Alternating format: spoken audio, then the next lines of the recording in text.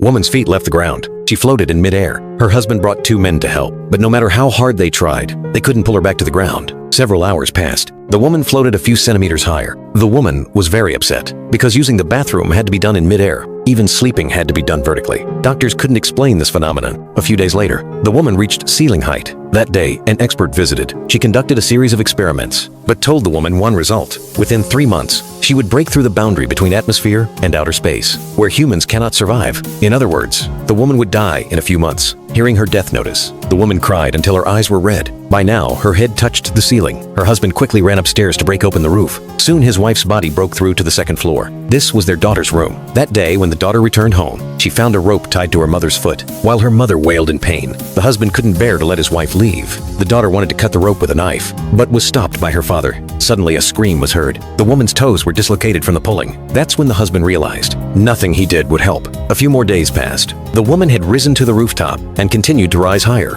Family members could only visit using a lift. The daughter hugged her mother reluctantly. As the woman rose higher and higher, oxygen became increasingly thin. Even with little food left, she still worried about her family. A heavy storm came that night. She shivered in the rain. Her husband could only pray silently for her. Her daughter could only stare at the hole in the roof. Meanwhile, the woman had passed through the atmosphere, reaching the boundary between Earth and outer space. She removed her oxygen mask, preparing to say her final goodbye. Hearing the phone ring, the daughter rushed downstairs. After a brief farewell, the phone signal grew weaker and weaker. Then a package fell from the sky. Seeing the shattered phone on the ground, the daughter and husband wept sorrowfully because the woman had crossed the boundary, finally disappearing into outer space.